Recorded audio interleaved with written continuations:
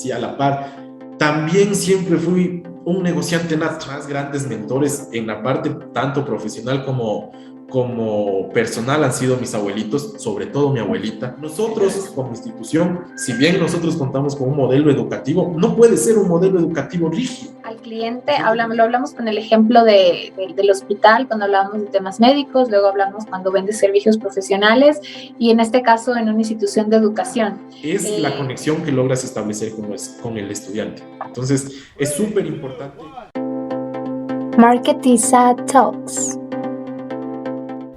Hola y bienvenidos a un nuevo episodio de Marketiza Talks. El día de hoy estoy muy contenta porque tenemos un gran invitado. Esperamos que se encuentren súper bien y gracias por seguir cada semana este canal de YouTube y también por las diferentes plataformas de audio a este programa. Cada día queremos seguirles aportando con las historias de nuestros invitados a través de sus experiencias para sumarles en los distintos aspectos de su vida. El día de hoy, nuestro invitado es un médico cirujano de profesión y también administrador de empresas. Tiene un MBA y otros estudios de posgrado en mercadotecnia y gerencia financiera. También es especialista en desarrollos de procesos estratégicos con énfasis en organizaciones de servicios, líder de áreas comerciales, de marketing y de calidad en varias empresas de servicios dentro de los sectores como salud, educación superior y publicidad en empresas nacionales e internacionales. Docente de nivel superior, tanto en posgrado como en pregrado en áreas de marketing relacional, análisis de datos, planificación estratégica, administración sanitaria y gerencia de ventas, y actualmente es vicerrector del Instituto Tecnológico Superior Quito Metropolitano, gerenciando procesos de fortalecimiento estratégico, admisiones y experiencia del estudiante. Desde Ecuador nos acompaña Alex León, bienvenido. Isabel, ¿qué tal? Buenos días, qué gusto poder estar aquí, poder compartir este espacio contigo, con todos los seguidores de tu canal. Soy un súper fan de Marketiza. Qué honor y otra vez, qué gusto poder tener este espacio para poder ir conversando de estos temas que la verdad nos apasionan tanto. Así es, bienvenido Alex a este espacio, qué gusto tenerte.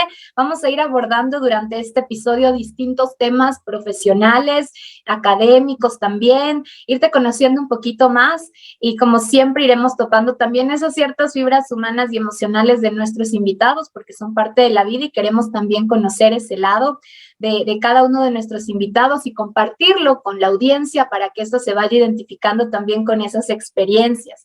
Por eso me gusta empezar con una pregunta como para romper el hielo. Quisiera que me cuentes, Alex, ¿con qué palabra tú te identificas o te relacionas y por qué? La palabra para mí creo que es diversidad. Sí, hay mucha gente que me conoce y a veces no entienden bien lo que hago. Te voy a ser sincero, a veces yo tampoco entiendo del todo bien a qué me dedico y qué hago. Sí, entonces creo que la palabra que me definiría muy bien es la diversidad. Tengo muchos intereses y creo que a lo largo del camino profesional he podido ir amalgamando todos esos intereses, todos esos gustos y los he podido ir compactando. Eso es súper interesante porque justamente vamos a ir hablando de cómo fue que tú empezaste estudiando una carrera y ahora estás totalmente en otro mundo, diría yo, que no se relaciona tal vez mucho con la carrera, pero vamos a ir indagando un poquito también para que nos vayas contando cómo pasó eso. Pero como yo te presentaba, tú eres doctor, eres médico cirujano, creo que estudiaste en la misma universidad que yo, así que bueno, quería preguntarte, ¿por qué medicina? ¿Qué te hizo decidirte por esa carrera? ¿Por qué medicina? Porque siempre me gustó, toda la vida me apasionó. De hecho, a ver, en mi casa recibí mucha influencia. Mi mamá es médica, así que veía lo que hacía y no te puedo negar, me encantaba eso. O sea, siempre tuve desde que era muy chiquito, un espíritu muy curioso y cuando yo me ponía a hojear los libros de ella, veía fotos de enfermedades, veía fotos de patologías y me interesaba mucho. Entonces, no te puedo mentir, siempre me interesó mucho la cuestión de medicina, siempre me agradó mucho esa rama biológica, pero a la par, sí, a la par, también siempre fui un negociante nato. O sea, siempre fui un comerciante, ya no lo llamo, alguien que intercambiaba mucho, o sea, Ok, desde que estaba en la escuela, te vendía cromos. ya, Entonces, perfecto. siempre, o sea, solo para ejemplificarte un poco, o sea, para comentarte cómo se fue haciendo este mix.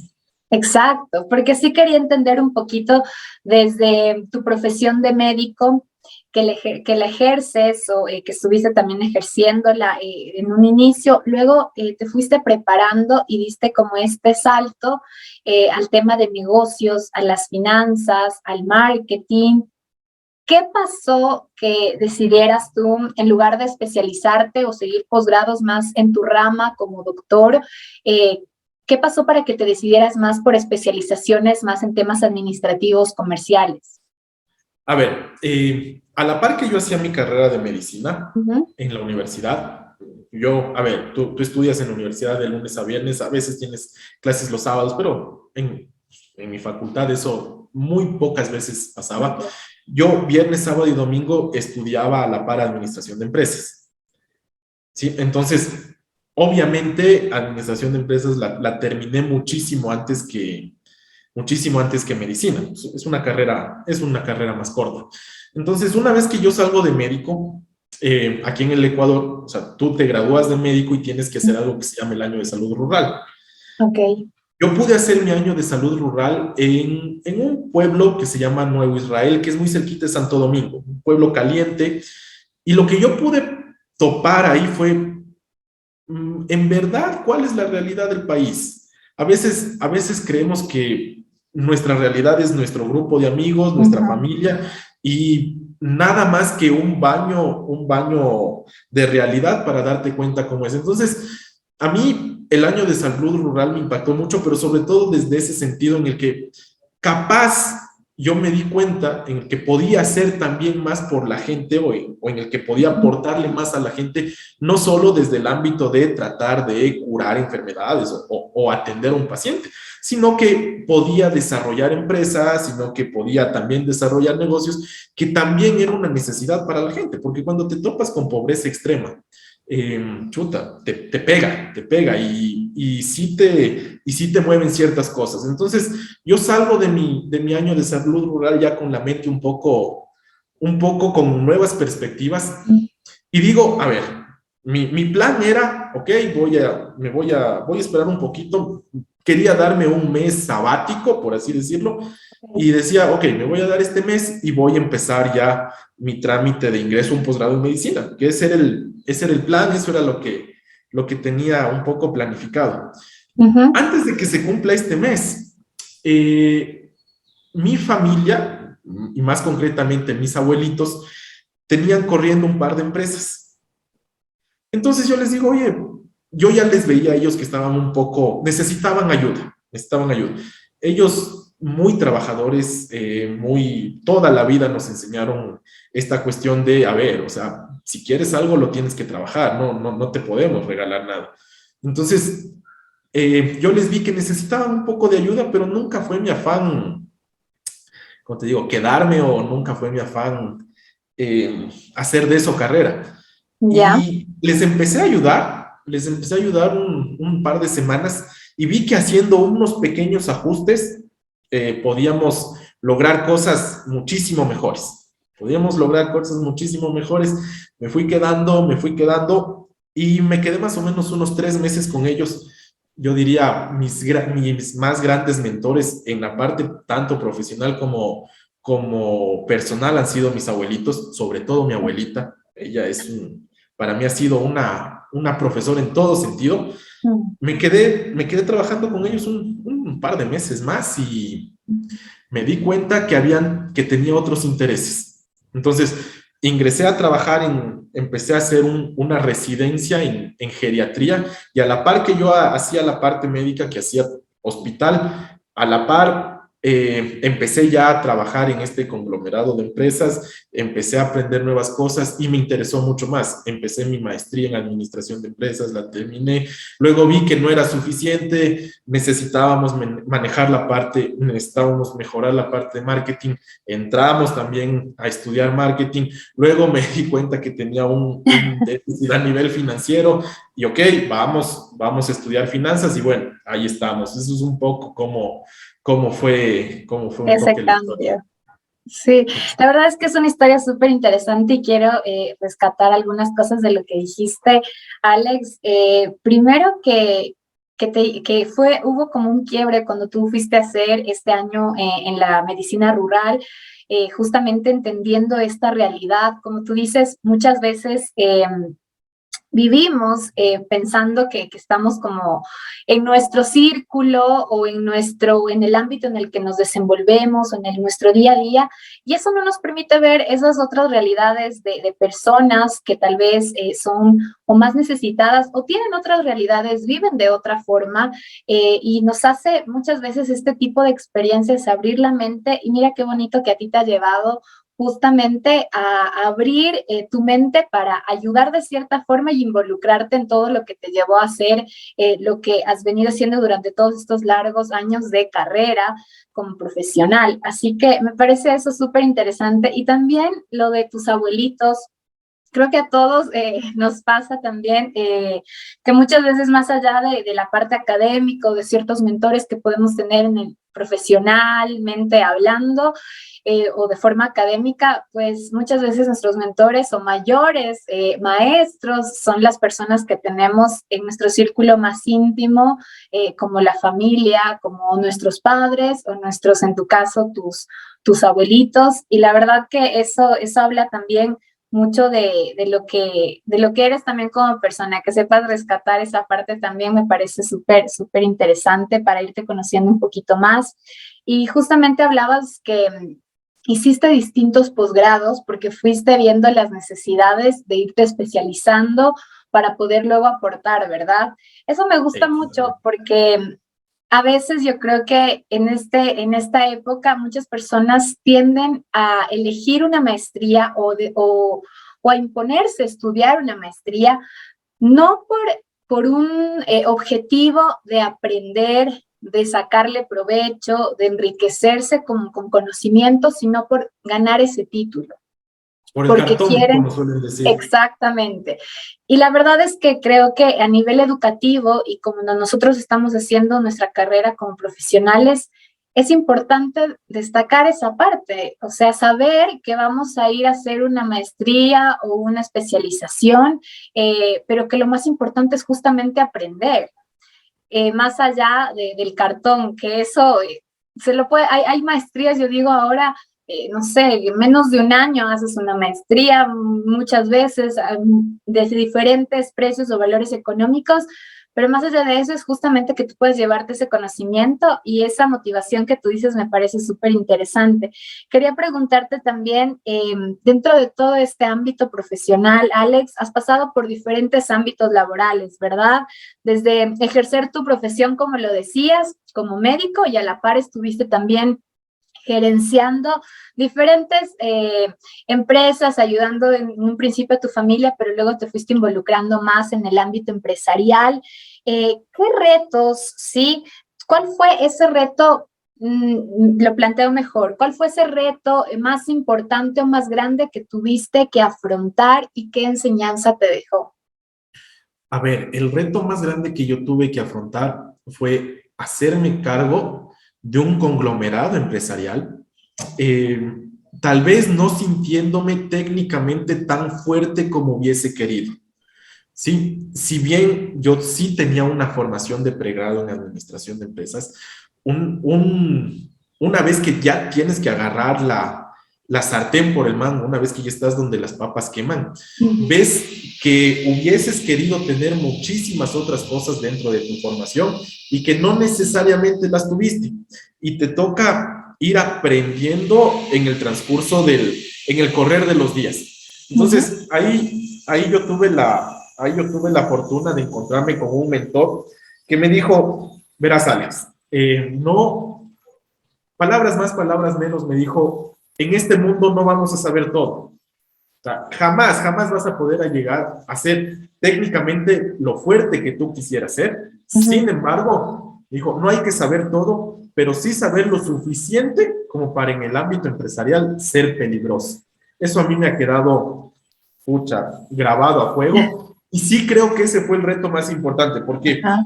a ver, o sea, cuando tú estudias administración es un pantallazo de muchas cosas. O sea, no es que estudias marketing a profundidad, no es que estudias talento humano a profundidad, no es que estudias comercialización a profundidad. Entonces, para mí ese fue el reto más grande y también el por qué decidí entrar mucho a la cuestión de formación en el ámbito de negocios y también autoformación.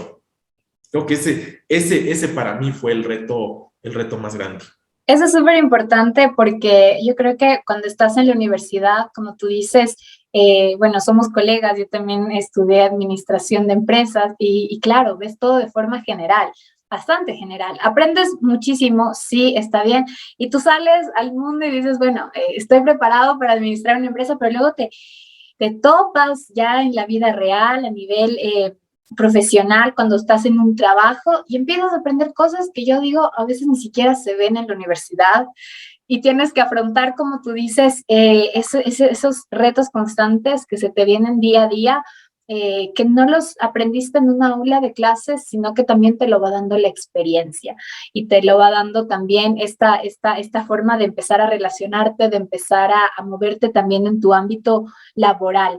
Así que coincido contigo que sí se nos plantean diferentes retos cuando salimos también ya graduados o con estos conocimientos, pero que la parte laboral también es la experiencia es súper importante. Y tú tienes mucha experiencia, Alex, manejando empresas de servicios. De hecho, actualmente eres el vicerrector del Instituto de Educación Superior de la capital del Ecuador. Y también quería preguntarte en este sentido, Alex, en empresas de servicios, ¿verdad? ¿Cuál crees que es la clave para crecer justamente cuando vendes este tipo de servicios? A ver, yo creo que la clave cuando tú te conviertes en un proveedor de servicios, yo creo que la clave es la diferenciación. ¿Cómo tú te diferencias del resto de proveedores de servicios? Cuando yo me reunía con los grupos, con los consejos, me decían siempre, no, es que nosotros nos tenemos que diferenciar porque somos los que más ofertan calidad. Nuestros servicios son los de mejor calidad. Entonces yo me quedaba pensando un ratito y les decía, ¿y qué es calidad? Ya cuando empiezas a estudiar calidad y sistemas integrados de gestión de calidad, tú te das cuenta que calidad es un término tan complejo que calidad para ti, Isabel, es una cosa y calidad para mí es otra cosa. Entonces, definir un servicio como un servicio de calidad se vuelve complejo. Cuando estuve en el ámbito hospitalario, teníamos que necesitábamos tratar de mejorar todos nuestros procesos quirúrgicos. ¿Por qué? Porque estábamos siendo muy eficaces, pero muy poco eficientes. Entonces necesitábamos mejorar la eficiencia de nuestros procesos quirúrgicos. Entonces ya haces un proceso de investigación con tus clientes, con tus pacientes, tratas de ajustar cuellos de botella, pero a la final te das cuenta que si tú le preguntas a cada uno de tus clientes qué es lo que más valoran, todos te van a decir cosas diferentes. Entonces, veíamos que, por ejemplo, en el proceso de una operación, muchos de nuestros pacientes, lo que más valoraban era el servicio post cirugía. No les preocupaba tanto la cuestión de la cirugía, la cuestión de qué médico hacía la cirugía, sino el trato que recibían después.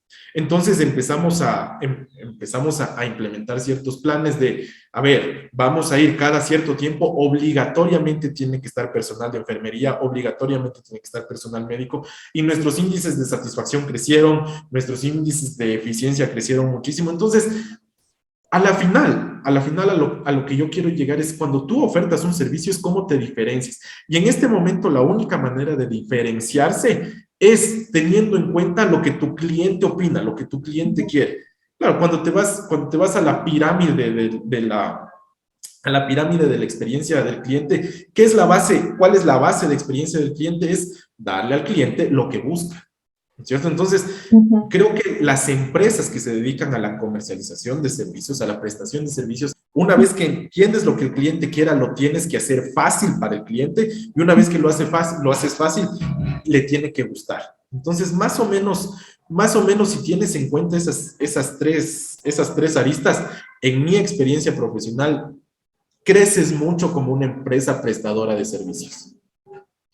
Eso es súper relevante, Alex, porque es importante entender al cliente primero. O sea, quiero destacar esa parte y luego justamente entendiendo lo que el cliente quiere, poder diferenciarte.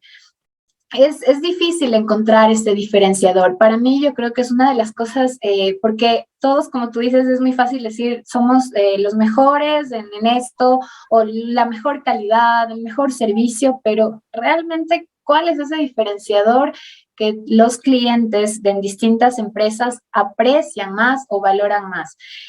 Una de las cosas importantes que mencionaste y que quiero destacar es que ustedes hicieron una investigación para esto y consultaron a los clientes para entender, porque estoy segura que si ustedes no hacían esta investigación, pues probablemente ustedes hubieran sacado un Seguimos resultado que así. nada tiene que ver, hubieran son simplemente basado en lo que ustedes tenían en su mente y tal vez no se llevaban este gran insight que tú cuentas en este ejemplo de que no es el nivel de, hablando de temas médicos, no es la cirugía como tal, sino el postoperatorio, lo que viene después, que si lo llevamos a otras empresas o en otros rubros, pues sería la postventa, ¿sí? Lo que hay Exacto, tal después de cual. cerrar esa transacción.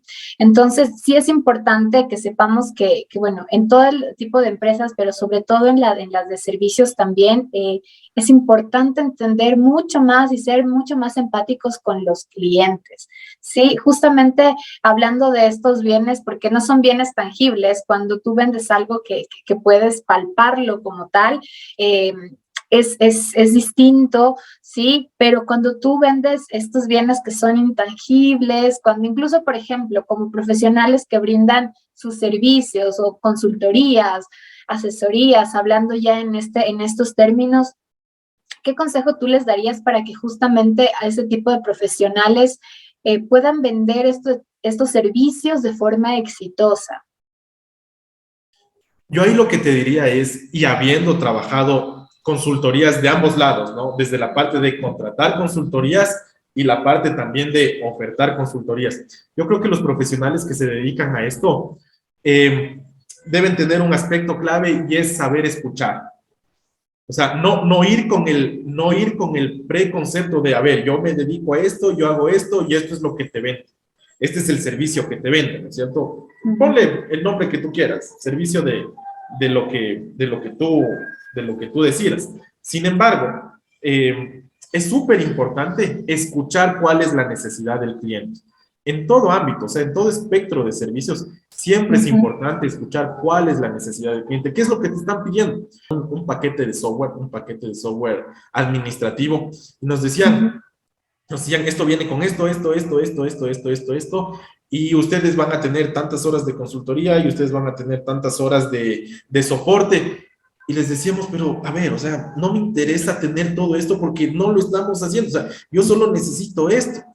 Y Ujú. a la final, o sea, se portaron tan inflexibles que nos dijeron, ve, o sea, no, conseguimos con otro proveedor, hicieron una consultoría, otro grupo y listo, y salió bien. Pero es también esto de cerrarse a, este es mi servicio, esto es lo que te ofrezco. No, o sea, tienes que conversar con tu cliente, abrirte a las opciones, abrirte a las necesidades y en base a eso sí decir, ¿sabes qué? Perfecto, nosotros nos podemos acoplar, nuestro servicio madre es este, pero nosotros vamos completando tus necesidades con este tipo de elementos. Entonces, sí creo que el elemento más importante cuando tú vendes una consultoría o cuando quieres llegar a fondo con una consultoría es la cuestión de entender la verdadera necesidad del cliente. Eso es súper, súper importante, ¿sabes? Porque yo también lo he vivido y creo que es un momento, es un momento en el que tú tienes que sentarte y, ok, tú tienes tal vez establecido tu catálogo, no sé, de servicios, de productos, pero cuando luego vas a cada uno de tus clientes te vas a topar con diferentes escenarios, diferentes realidades Y lo que el cliente más aprecia en ese sentido es justamente que tú puedas adaptarte a eso, y no solo a un nivel de presupuesto, sino a un nivel de requerimientos y necesidades. Y muchas veces luego cuando tú logras hacerlo de esa forma, el presupuesto incluso ya no es un factor decisivo, sino el tema de la atención o este tema de hacer una venta consultiva que va un poquito más allá de lo que tú puedes hacer, como tú dices, este proveedor que pones en el ejemplo, que solo fue y dijo, esto es lo que tenemos, y no se mostraron más flexibles a darles tal vez una solución que de seguro la podían hacer y hubieran podido cerrar ese contrato con ustedes, pero justamente por este tipo de cosas nos ayuda también a aprender cómo no se debe manejar este tipo de situaciones para poder nosotros cerrar un negocio, tener ventas exitosas a nivel de servicios. Y justamente hablando de todo lo que tú decías, dijiste algo súper interesante que a mí me gusta mucho, que es escuchar y escuchar lo que nuestros clientes quieren y entender a nuestros clientes. Hoy por hoy tú tienes a nivel profesional una gran responsabilidad porque estás en un alto, en un puesto directivo, diría yo, en un instituto de educación superior. Y la educación realmente en este país y en muchos otros es algo que se tiene que ir mejorando estos niveles de servicios a nivel educativo, sí, a nivel de academia, de las cosas que vemos en las aulas de clases como estudiantes o lo que impartimos a nivel de docencia. En ese sentido, Alex, ¿qué crees o qué has podido escuchar, como tú bien decías, de estos clientes que ahora son tus clientes? ¿Qué es lo que estas mentes ávidas de conocimiento eh, eligen en una u otra institución para educarse? ¿Qué es lo que más valoran ellos y qué esperan de quienes están frente a ellos impartiendo cátedra? A ver, yo creo que en esto hay un montón de aristas, hay un montón de alas. Primero, partir del concepto de que educación superior es un tema súper álgido, es un tema muy, muy complejo de entender y que creo, y esto sí es una opinión muy personal, creo que no todos entendemos a la educación superior en esta nueva onda, en este nuevo reto, en este nuevo siglo. O sea, veo yo mucha gente, tengo mucho contacto con gestores de educación superior a nivel de universidades, de institutos, que todavía no entienden que las cosas han cambiado. Ni siquiera hablemos de COVID, o sea, no hablemos de COVID todavía, pero ya la educación ha sufrido un cambio de 180 grados. Cada vez las personas buscan distintas cosas. Entonces, por ejemplo, a mí personalmente me costó pepas entender qué es lo que los estudiantes buscaban. ¿Por Ujú. qué? Porque, por ejemplo, si esto lo llevamos al ejemplo de una empresa, si tú quieres entender la psicología de tu cliente, vas y le preguntas, o sea, haces una encuesta, haces un análisis cualitativo, haces una entrevista, vas y le preguntas. Y te Ujú. vas a dar cuenta que tienes clientes heterogéneos. Y eso es, yo digo, eso es una de las cosas más bonitas de la parte de marketing, entender, o sea, el llegar a extraer toda esa información valiosa que te aportan tus clientes. Ujú. Entonces, ¿en qué creo que como sistema de educación superior estamos fallando en general? Es en no entender qué es lo que quieren nuestros estudiantes, primera cosa. Segunda cosa, creo que tampoco hacemos bien una segmentación, porque esto hay que segmentarlo, Isabel. O sea, yo por lo menos lo concibo de esa manera, ¿no es cierto? Yo tengo, por ejemplo, en mi instituto diferentes horarios. Y si tú quieres llamarlo así, yo sé que no está bien, pero tal vez es el ejemplo que en el ámbito más nos mueve en este momento. Si yo saco un buyer persona, Ujú. yo voy a tener un buyer persona para cada tipo o para cada horario. Y yo tengo que hacer que mis clases se acomoden a todas las variables de cada uno de estos diferentes buyer persona. Por ejemplo, los estudiantes que vienen en la mañana, ellos necesitan mucho más seguimiento, hay que estarles mucho más atrás. Son, en términos de edad, por ejemplo, son personas un poco más jóvenes, ¿cierto? Que necesitan o que quieren un poco más ese profesor con ese estilo de yo te mando, yo te exijo, tú tienes que cumplir, por ponerte un ejemplo. Mis estudiantes que vienen al horario de la noche, ellos, por ejemplo, les interesa construir el conocimiento a partir de sus experiencias laborales. Ok. Entonces, nosotros como cuerpo docente tenemos que modelarnos, no podemos ir con un solo estilo, o sea, no podemos ser tan cerrados, decir, a ver, este es mi estilo de clases y aquí se hace lo que yo digo y punto. No, o sea, ya la docencia en educación superior cambió, o sea, ya estamos hablando de otras cosas. Entonces, por eso, trabajar con mis docentes, o sea, es desde un cambio de cultura, porque ellos necesitan entender que no se pueden dirigir de la misma manera a todos los grupos de estudiantes. ¿No es cierto? Entonces, es hacer capacitación con ellos. Te comento, hasta nos dimos cuenta que teníamos que hacer una capacitación sobre actuación. Entonces nos trajimos un par de actores profesionales y nos enseñaron un poco de actuación, pero ¿por qué? Porque necesitábamos que ellos dominen diferentes escenarios. Entonces, estos profes de actuación nos dieron unos tips y nuestros índices de satisfacción con los estudiantes también se dispararon. Entonces tú tienes un montón de maneras de medir eso, pero sin ningún lugar, o sea, sin lugar a duda, vuelvo al punto de origen y que tal vez he sido un poco repetitivo en lo que, en nuestra charla, pero es siempre escuchar, o sea, ¿qué quieres? ¿Qué te interesa más? ¿Cómo prefieres? Nosotros, como institución, si bien nosotros contamos con un modelo educativo, no puede ser un modelo educativo rígido. ¿No es cierto? Porque tú tienes diferentes tipos de estudiantes. Tienes estudiantes que aprenden a un ritmo, estudiantes que aprenden a diferentes ritmos y a la final, tú como institución de educación superior, lo que tienes que tratar de hacer es ofrecer toda la cantidad de herramientas para conseguir verdaderos resultados de aprendizaje. Y esos resultados de aprendizaje solo se consiguen tratando de modelarnos un poco al tipo de estudiante que tenemos. Me parece crucial lo que dices de modelarnos al tipo de estudiantes que tenemos. Y voy a partir de esa última frase que dijiste, porque justamente, a ver, topaste varios temas. Volvemos, entender al cliente, lo hablamos con el ejemplo del hospital, cuando hablábamos de temas médicos, luego hablamos cuando vendes servicios profesionales y en este caso en una institución de educación.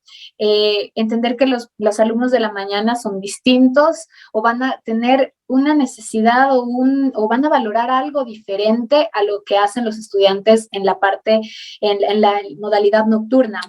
Y también, como tú dices, entender que las cosas han cambiado y que ahora no puedes quedarte como funcionó hace 10 años o cuando yo estaba en la universidad, porque ya las cosas cambiaron y los estudiantes, incluso tú hablaste de conocer a tu buyer persona, incluso las motivaciones, esos intereses, la forma en la que viven, qué les gusta, cómo consumen la información, es tan diferente hoy justamente porque se han planteado distintas cosas, empezando por lo digital, que viene desde hace muchos años, pero que en los últimos años, diría 4 o 5 años, se ha disparado muchísimo más que antes. Y justamente quiero hacerte ahí una pregunta a ustedes como una institución de educación superior, ¿qué reto se les ha planteado justamente o qué beneficio han podido ustedes obtener de este boom digital que ya no voy a hablar que es reciente porque viene desde hace muchos años atrás, pero que hoy por hoy, y debido también a la pandemia que empezó hace 2 años, nos obliga un poco también a conectarnos de forma distinta y que a mí me parece súper complicado. Yo, cuando iba a elegir, me pongo en el lado, en cambio ahora de cliente, cuando yo iba a elegir la maestría, dónde estudiarla, yo sí también evalué temas a distancia, ¿sí? Pero en cambio a mí me gusta estar en el aula y me gusta estar participando y me gusta estar con ese contacto más así, humano, físico, y realmente por eso me fui por una maestría presencial. Habrán otros gustos, otras preferencias, pero en este caso ya a estas cosas debido que de cierta forma obligan a que sean así las clases, ¿cómo lo han sabido manejar ustedes? ¿Ha sido beneficioso o qué reto ha representado? Alex, cuéntanos un poquito de eso. A ver, a nivel de retos, creo que han habido dos retos fundamentales. El primero es un reto tecnológico, ¿sí? Porque, a ver, el llevar toda tu planificación, el llevar toda tu carga, el llevar todos tus procesos hacia el plano digital es complejo. nosotros en la parte académica ya teníamos, ya veníamos manejando esta cuestión digital, veníamos haciendo sesiones concurrentes, veníamos trabajando un poco la parte asíncrona también. Sin embargo, nosotros nos dedicamos, nuestro core era clases, o sea, clases presenciales. ¿Sí? Entonces, llegas de un momento a otro y tienes que tomar tienes que hacer ese switch y llevar el escenario de clases del escenario presencial, por decirte un teatro, tienes que llevarlo a una pantalla y de ahí viene el segundo reto, que para mí el segundo reto grande que ha tenido el instituto es cómo mantener la atención del estudiante en clase. Cuando tú estás dando clase y estás en un aula, estás en un tema presencial, estás con los chicos ahí, tú como profe te das cuenta, o sea, te das cuenta quién te está parando bola, te das cuenta quién está mensajeando, quién está comiendo, quién se está durmiendo, o sea, porque tienes el dominio escénico de todos. Claro. Entonces, tú puedes cambiar tu tono de voz, puedes lanzar preguntas dirigidas, puedes hacer un sinnúmero de cosas para que la clase como tal se vuelva a meter en un ritmo de aprendizaje. Eso es súper complejo en el escenario virtual, porque a ver, o sea, ahorita básicamente tú empiezas con tu clase y te apagan la cámara, ¿no es cierto? Entonces, tú has perdido un poco eso y hemos tenido que implementar ciertas políticas, ciertos procedimientos para poder, de cierta manera, tener ese control. Ojo que este control no es tan complejo en educación superior. Como te decía, en estas redes de contacto que tenemos, he conversado con rectores de unidades educativas, ya estamos hablando a nivel primario, o centros de desarrollo infantil, por los proyectos que manejamos con ellos.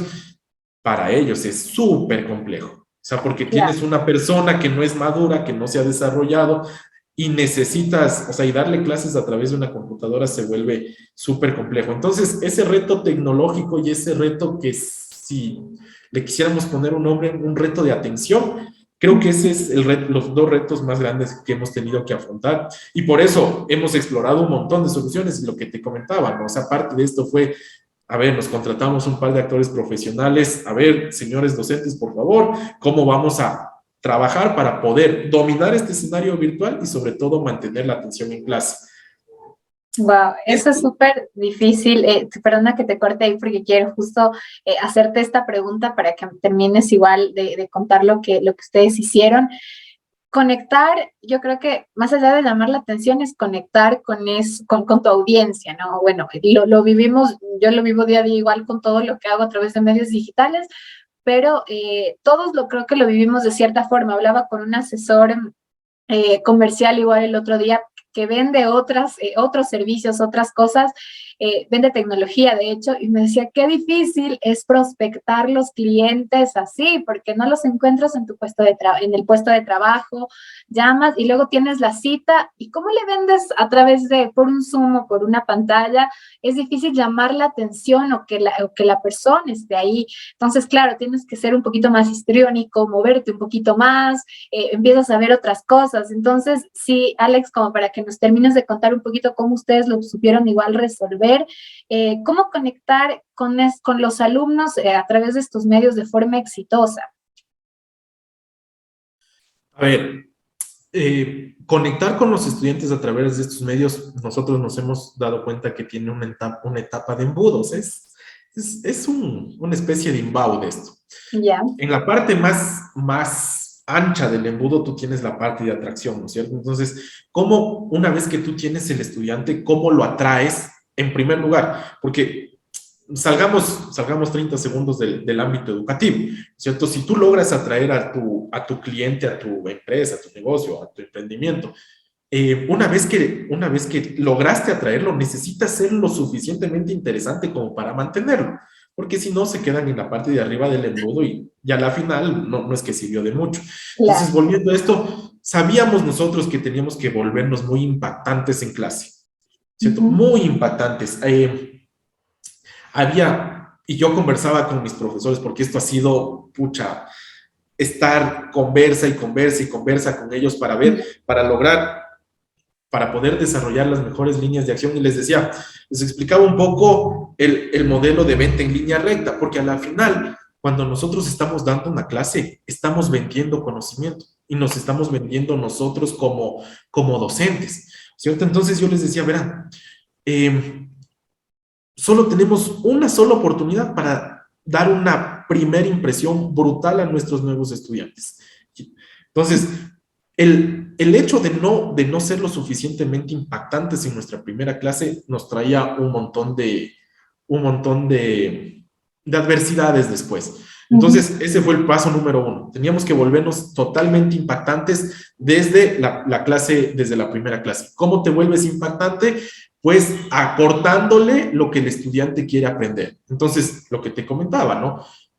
Botábamos un caso de estudio desde el inicio, les presentábamos alguna temática novedosa desde el inicio y luego sí íbamos siguiendo con nuestra estructura curricular normal.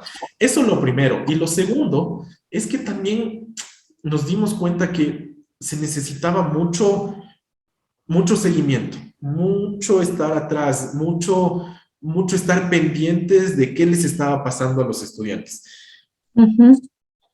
A ver, o sea, las personas no son de palo, no son de piedra, o sea, a ti te pueden afectar muchas cosas y cuando estás estudiando, ¿no es cierto? Hay muchos factores externos que se potenciaron muchísimo con la pandemia que hacían, por ejemplo, que los estudiantes nos falten, ¿cierto? Entonces, por ejemplo, desarrollamos dentro de nuestro sistema académico, nosotros tenemos automatizado, por ejemplo, la asistencia. Entonces, cuando nosotros teníamos 2 inasistencias por parte de un estudiante, eso a nosotros nos disparaba una señal. Entonces, eso nos disparaba un proceso, lo armamos en un CRM, nos disparaba un proceso y eso lo que hacía es que el Departamento de Bienestar Estudiantil a eso le disparaba una alarma y enseguida. Y a veces lo único que necesitaban era conversar un poco. Entonces, creo que parte del éxito de las instituciones educativas ahora es la conexión que logras establecer con el estudiante. Entonces, es súper importante estar pendiente de qué te pasa. Ahora, también nos sirvió hasta para resolverles cualquier duda, cualquier inquietud. Y tienes de toda índole, ¿no? Tienes cosas que tú creerías que son muy fáciles de resolver, pero que para el estudiante no lo es. Y a la final, si para el estudiante es una prioridad, para nosotros es una prioridad. Y también tienes cosas un poco más difíciles que tomaban un poco más de tiempo, pero lo importante es resolverlo. Y rematar diciendo, creo que la clave es la conexión. Creo que la clave es la conexión que tú logras hacer. Esto me gusta mucho que lo plantees de esta forma, Alex, porque creo que de cierta forma, y más aún cuando se tratan de estos temas, yo no quiero decir delicados, pero va un poquito por ahí, porque es la educación y es estar al día a día preparando a personas que luego van a salir al mundo profesional y que se van a tener que desenvolver en distintos ámbitos y tienen que estar sumamente preparados, y no solo a nivel profesional, sino también como personas, y que ustedes también topen ese lado humano y se vayan también a volver un poco más empáticos, logrando estas conexiones valiosas. Yo siempre hablo de conexiones valiosas y creo que lo que acabas de decir es un gran ejemplo, o sea, preguntarle, ¿qué te pasó? A veces simplemente es eso, o ¿qué pasó? ¿Necesitas algo? Yo creo que de los mejores profesores o de los que me han quedado en la memoria a mí de los años de estudio que he tenido son aquellos que han logrado sobrepasar un poco esa línea de yo soy el que da cátedra y ustedes son los que me escuchan, a un tema bidireccional de decir, ok, acá aprendemos juntos, así yo también aprendo de ustedes y estoy acá también para ayudarlos. Entonces, creo que esas son las cosas clave también, como tú dices, que fomentan estas conexiones valiosas, que lo vemos ahorita en el ámbito educativo, hablando contigo de este sector en particular, pero que se puede llevar a cualquier industria o cualquier rubro, cuando tú logras también empatizar y generar conexiones de valor con tus clientes o con quien está del otro lado y es tu audiencia. Alex, la verdad es que nos has contado un montón de cosas muy interesantes a nivel de empresas de servicio, a nivel del sector educativo, de la academia, de lo que esperan también los estudiantes. Quiero también conocerte un poquito más a ti y que me cuentes, ya para ir cerrando un poco el episodio, siempre me gusta preguntarles a mis invitados ¿qué película, libro o serie recomiendan a la audiencia? Aquí nos escucha mucha gente que sí es apasionada del marketing, pero también que le gusta conocer qué cosas nos pueden recomendar los grandes profesionales que pasan por Marketiza Talks. Cuéntame. A ver, me he quedado pensando en si te podría recomendar un libro y creo que no te podría recomendar uno solo. Ok, Creo que yo te podría recomendar tres para distintas etapas de la vida. a ver. Eh, la primera, cuando yo fui niño, un libro que a mí me marcó, mi mamá Ujú. me obligó a leer ese libro, me tenía ahí. Y es un libro cortito, es un libro chiquito, se llama Mensaje a García. Ya. Ese libro a mí me hizo comprender que las cosas se tienen que hacer, simplemente, o sea, no sirve el poner excusas. Entonces, yo desde chiquito entendí que las cosas hay que hacerlas y punto. Entonces, creo que para un niño que está en formación, para un adolescente, entender eso es súper importante. Una vez que yo fui adolescente, a mí me marcó mucho, y en la primera juventud, a mí me marcó mucho las venas abiertas de América Latina. Entonces, me marcó mucho ese libro porque te abre un poco la visión eh, no necesariamente las cosas son como te las cuentan. Entonces, a mí me apasiona mucho la historia, soy un mega fan de la historia, o sea, esa es una de mis pasiones ocultas, pero entender que tú tienes muchas perspectivas atrás de una narrativa, eso es súper importante en todo aspecto. Y eso a mí ese libro me lo dio. Y el tercer libro que yo recomendaría, y este sí ya en un plano profesional, que creo que todo el mundo que quiere hacer empresa o que quiere construir empresa o que está al frente de empresa o que tiene o que está relacionado con empresa debería leer, es From Good to Great. Creo que la traducción en español es De lo bueno a lo grandioso, de Jim Ujú, Collins, en el que te ujú. habla un poco de ciertos aspectos básicos de cómo empresas pasaron de ser buenas a ser grandiosas. Entonces, a mí ese libro, la verdad, me trastocó un montón de ideas, un montón de conceptos. Eso en base a libros. Y si una serie que a mí personalmente me gusta, me encanta la dinámica y todo, y que la recomendaría mucho, incluso por el manejo empresarial que tiene Suits. Creo que en Netflix le ponen La Ley de los Audaces. Sí, sí, sí. Entonces, es muy buena. Creo que esa es Coincidimos. la que yo recomendaría, Coincidimos, exactamente. la recomendamos también. Sí, sí, sí, es súper buena. Sigue. ¿Y la película? A ver, como película tengo algunas, sin embargo, creo que una película que a mí me marcó mucho, sobre todo por el contexto que tiene, no, tal vez no te la suene, es Metegol. Metegol es una película, o sea, es una película animada que está en un contexto de fútbol uruguayo, pero que te trae algunas cosas súper importantes, sobre todo cuando eso te da una perspectiva muy importante de todas las problemáticas que tú tienes cuando trabajas en equipo. Y en este mundo, si no aprendes a trabajar en grupos, si no aprendes a manejar equipos, a conducir equipos, si no te conviertes en un verdadero líder, ahí sí estamos un poco equivocados. Entonces, por eso a mí Metegol, me encanta esa película. Cualquiera diría es para niños, pero no, o sea, el fondo que tiene esa película a mí me encanta. Es chéverísimo todas las recomendaciones que nos has dado, porque bueno, hemos pasado por distintas, desde el mensaje a García que decías de este libro de niños, los dos otros libros que también te marcaron ya en tus etapas un poco más adultas, que nos recomendaste, también nos llevamos tarea, creo que toda la audiencia, para que lo vayan a investigar un poquito y vean de qué se trata. Series muy buenas también como la que dijiste y esta última película Metegol, que sí, muchas veces estas películas infantiles, a veces uno piensa que no te pueden dejar grandes mensajes, pero los marcan y te los dejan, así que todas me parecen geniales. Yo ya me llevo de tarea un par ahí para revisarlas, igual que no las tenía en mi radar. Estoy segura que la audiencia también va a hacer lo mismo. Para terminar, Alex, esta grandiosa entrevista, este grandiosa espacio y charla que hemos tenido junto a ti, quería preguntarte, dentro de todas las cosas que tú haces, eres médico, estás también como vicerrector de ese instituto también de acá de Quito, de la capital del Ecuador, y dentro de todas las otras cosas que tú haces, ¿cómo logras o cómo intentas mantener ese equilibrio entre tu vida justamente profesional y la parte familiar, tus amigos o tus otras pasiones o hobbies? ¿Cómo lo haces? ¿Qué recomendación nos das? La recomendación número uno que yo les puedo dar es la recomendación que a mí me dio un profesor de negocios. Me dijo, cuando tú entras al mundo empresarial, cuando entras al mundo de los negocios, todos los días para ti son una bomba y tienes que hacer dos cosas. Lo primero es priorizar, ¿sí? Tienes que saber priorizar qué cosa es urgente, qué cosa es importante y qué puedes delegar, ¿no es cierto? Entonces, lo primero que hay que aprender a hacer bien es esto de delegación y empowerment con tu equipo de trabajo. Y lo segundo que me dijo es, todos los días tú vas a tener preocupaciones. Si el un día es una preocupación operativa, el siguiente día es una preocupación comercial, el siguiente es una financiera, todos los días tú vas a tener una carga de preocupaciones temas.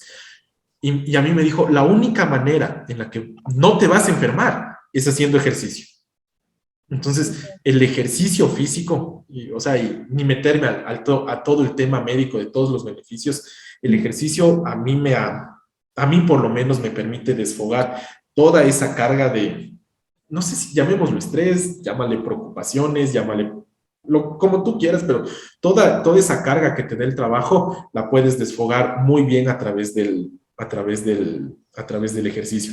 Y lo siguiente, que creo que es muy importante también, es ya con tu familia, en la medida de lo posible, porque a veces sí se torna un poco imposible, respetar tus horarios y los horarios que tienes para tu familia, los horarios que tienes para tu esposa, los horarios que tienes para tus papás. Eso es súper importante. No dejar que la carga laboral se te coma la vida, porque ahí sí llegas a un desequilibrio total. Yo tuve una época en plena pandemia. Yo estuve en primera línea atendiendo en hospitalización COVID. Entonces yo salía, por ejemplo, yo hacía turnos, ¿no? Entonces yo entraba un turno, salía del turno, llegaba a mi casa, me bañaba y a la oficina, a esa otra faceta. Entonces, eso hasta un punto llegó a mí a también enfermarme, no porque me haya contagiado, pero es una carga tremenda. O sea, y si no respetas tus horarios, si no haces valer tu salud primero, estás complicado. Eso es súper importante, tratar de en la medida de lo posible cumplir con las horas en las que quedaste. Si quedaste en almorzar con tu esposa a esta hora, tienes que mover todo para poder cumplir con tu esposa a esa hora. Si quedaron en que esa noche se van a dedicar, te vas al cine, pues esa noche te vas al cine, o si quedaron en ver una película, hay que hacerlo. Yo creo que a mí me ha ayudado mucho eso de, sea como sea, no importa. Ok, a veces me demoro unos 5, unos 10 minutos, pero es tratar de respetar el tiempo. O sea, creo que va por ahí.